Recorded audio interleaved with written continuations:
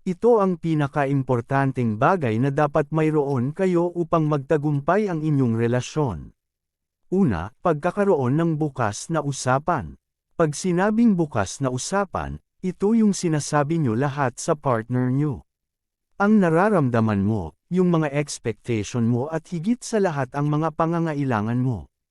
Wala naman kasi siyang powers upang malaman ang lahat ng yun kahit hindi mo sabihin sa kanya. Pangalawa, dapat may tiwala kayo sa isa't isa. Kung ang tiwala ay laging nandyan sa relasyon nyo, asahan yung magtatagal kayo bilang mag-partner. Subalit kung wala ito, mahihirapan kayo sa relasyon nyo. At hindi kayo magiging masaya dahil ang puso at isipan nyo ay puno ng pagdududa. Pangatlo, respetuhin nyo ang isa't isa. Ang pagkawala ng respeto sa asawa ay katulad din ng pagkawala ng pagmamahal mo sa kanya. Kailangang respetuhin nyo ang isa't isa upang magtagal kayo, pati pagkakaiba nyong dalawa. Pang-apat, maging tapat kayo sa isa't isa. Ito ang haligi ng isang relasyon, kung wala ito mabubuwag ang relasyong pinakaiingatan nyo. Ang pagiging hindi tapat ay nakapipinsala sa isang relasyon. At kung gusto mo na magtagal kayo, maging seryoso ka sa partner mo. Oo nga, at maraming tao ang mas matalino at may pera kaysa sa partner mo, subalit siya ang pinili mo dahil sa kadahilanang mahal mo siya. Kaya hindi mo na kailangan pa ng ikatlong taong makakarelasyon mo. Dapat kahit siya lang sapat na. Panglima, magbigayan kayo. Upang maging matagumpay ang inyong pagsasama, kailangang bigyang halaga nyo rin ang gusto at pangangailangan ng partner mo. Hindi yung pagkakaaitan mo siya at gusto mo, pangangailangan mo lang ang laging maibigay. Paano naman ang mga pangangailangan niya? Kung hindi kayo magbibigayan, mauuwi sa hiwalayan ang relasyon nyo. Pang-anim, maging masaya kayo. Sa pakikipagrelasyon, hindi puro saya ang mararamdaman. Subalit kahit may malulungkot na pangyayari sa buhay nyo, piliin nyo pa ring ngumiti na kasama ang isa't isa. Pang-pito, magtulungan kayong dalawa.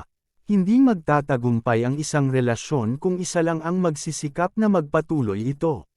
Dapat magtulungan kayong dalawa upang malagpasan nyo ang bawat problemang dumarating sa inyong pagsasama.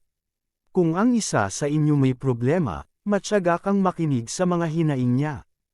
Saka mo ibigay ang suportang kinakailangan niya. At pag ikaw naman ang nangailangan sa kanya, hindi ka rin niya iiwan. Pangwalo, matuto kang magpatawad.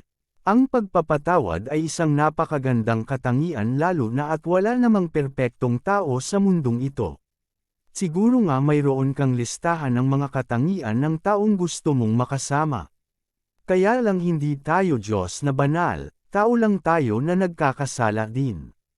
Kaya kung totoo sa loob niya ang paghingi ng tawad sa iyo, ibigay mo ang kapatawarang hinihingi niya at bigyan mo siya ng isa pang pagkakataon. Pang-siyam, ipakita mo ang pagmamahal mo. Walang taong hindi gustong malaman kung gaano siya kahalaga sa taong mahal niya. Huwag mo siyang babalewalain at kahit maraming beses mo pang ulit-ulitin yun.